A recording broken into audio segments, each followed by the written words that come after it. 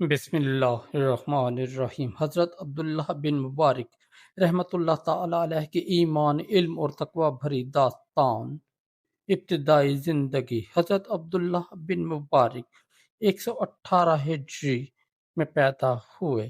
آپ کے والد ایک آزاد کردہ غلام تھے، جبکہ والدہ ایک نیک خاتون تھی۔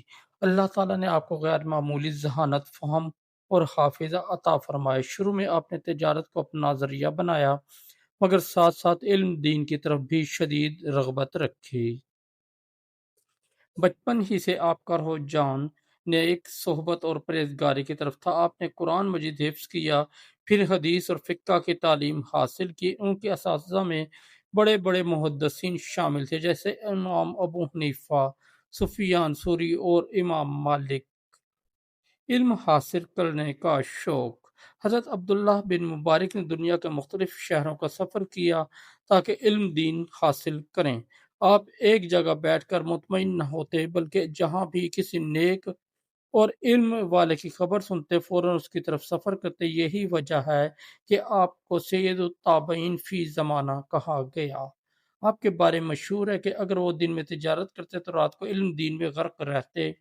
وہ تجارت اس لیے کرتے تاکہ علم کے سفر میں دوسروں کے محتاج نہ ہوں، اور ساتھ ہی وہ غربا طلباء پر خرچ کر سکیں۔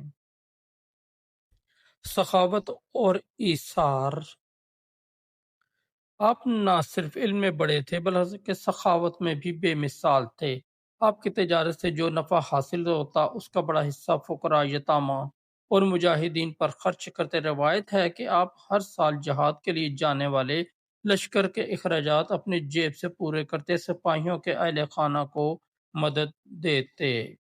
ایک مرتبہ کسی نے پوچھا، آپ اتنا خرچ کرتے ہیں، آپ کے پاس بچتا کیا ہے؟ آپ نے فرمایا، میرے لیے باقی وہی ہے جو میں اللہ کے راستے میں خرچ کرتا ہوں۔ جہاد فی سبیل اللہ۔ حضرت عبداللہ بن مبارک کی زندگی کا ایک روشن پہلو جہاد ہے۔ وہ خود بھی غزوات اور سرحدی پہرے میں شریک ہوتے۔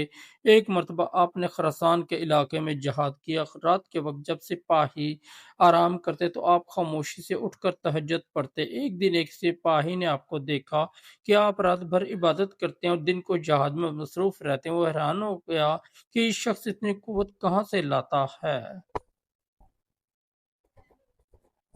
عبادت اور خوف خدا۔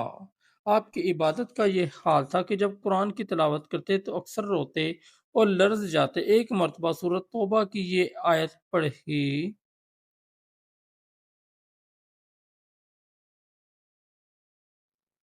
کیا ایمان والوں کے لیے وقت نہیں آیا کہ ان کے دل اللہ کے ذکر سے جھک جائیں؟ تو آپ اتنا روئے کہ قریب تھا بے ہوش ہو جائیں گے۔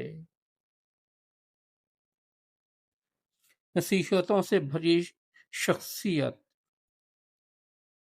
حضرت عبداللہ بن مبارک نصیحت کرنے میں بھی بڑے نرم دل اور حکمت والے تھے۔ ایک مرتبہ ایک دوست نے ان سے کہا، ہمیں نصیحت فرمائیے۔ آپ نے فرمایا، دنیا دارالممر ہے، یعنی گزرنے کی جگہ، آخرت دارالقرار ہے، ٹھہرنے کی جگہ۔ اپنی زندگی کے دنوں کو ایسے گزارا کہ آخرت کے دن تمہارے لیے کامیابی بن جائیں۔ ایک اور موقع پر فرمایا، اگر کسی کے عیب تلاش کرنے لگو گے تو کبھی اپنے دل کو سکون نہ ملے گا، اپنی اصلاح میں لگے رہو۔ والدین سے محبت۔ حضرت عبداللہ بن مبارک اپنی ماں کے ساتھ بہت حسن سلوک کرتے۔ فرماتے، ماں کی دعا سے بندہ دنیا آخرت میں کامیاب ہو جاتا ہے۔ ایک بار کسی نے پوچھا کہ آپ کو اتنی برکت کیسے ملی؟ تو جواب دیا، میری ماں کی دعاؤں سے۔ ایک مشہور واقعہ۔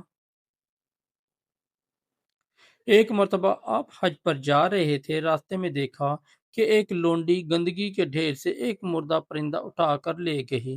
آپ کو معلوم ہوا کہ اتنی غریب ہے کہ کھانے کے لیے کچھ نہیں۔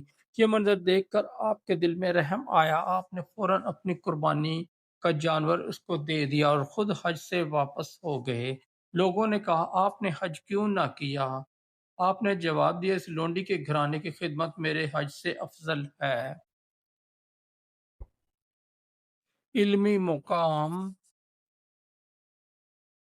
حضرت عبداللہ بن مبارک محدثین کے صف میں بلند مقام رکھتے تھے۔ ان کی کتاب الزہد ایک شاہکار ہے جس میں انہوں نے زہد تقوی کے بارے میں اقوال اور واقعات جمع کیے۔ امام احمد بن حنبل اور دیگر بڑے علماء ان کا بے حد احترام کرتے تھے۔ آخری ایام زندگی کے آخری ایام میں بھی آپ جہاد اور علم کی خدمت میں لگے رہے۔ سن 181 ہجری میں آپ کی وفات ہوئی۔ آپ کی وفات پر محدثین اور عوام سب رو پڑے۔ امام احمد بن حنبل فرمایا کرتے عبداللہ بن مبارک اپنے زمانے کے امام تھے۔